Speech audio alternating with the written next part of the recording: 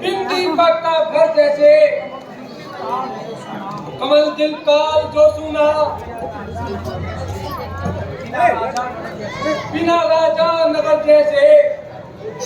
गुरुदेव, आपका उपदेश बड़ा ही उत्तम है, किंतु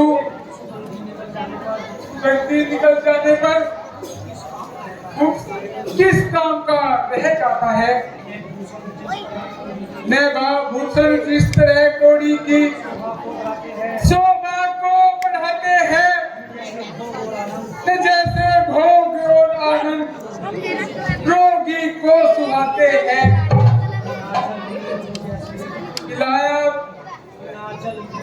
खिलाया जल बिना मीन को जैसे न बिल्कुल चैन आता है, वैसे ही बिन राम के न मुझको राज्य भाता है। बेटा भरत, तुम्हारा यह वचन नीति के अनुसार है। मरता ही रहेगा शोक का, पर वह जनता का न होगा राज शासन के बिना निर्वाह जनता का। गुरुजी, एक तो मैं कैकेयी का पुत्र हूँ और दूसरे राम को वनवास भेजने का कारण और पिता की मृत्यु का कारण, इतना होते हुए भी प्रजा मेरे राज्य में क्या सुख पाएगी। यदि मैं गद्दी पर बैठा तो पृथ्वी रसातल को चली जाएगी। मेरे कारण ही सब लोगों ने जब संताप ये भोगा, तो जनता को कहाँ आनंद मेरे राज्य में होगा। बेटा, राम तो अब वनों से वापस नहीं आने वाले।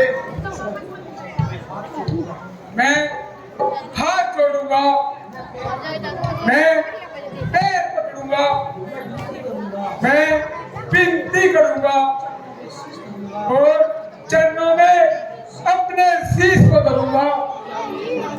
क्या उन्हें फिर भी दया न आएगी? वे दयालु है कि न देख पाएंगे मुझे, है यह विश्वास की छाती से लगाएंगे मुझे। परंतु बेटा, राम परम दयालु है और महाकृपालु है। यदि ऐसे न होते राम, तो योग्य दशा होती, न दशरथ का मरण होता, न जनता को व्यथा होती। आप सत्य कहते हो गुरुदेव। नहीं मेरे लिए जग में ठिकाना दूसरा कोई, तो छोड़ू राम भक्ति को, नहीं है आसरा कोई।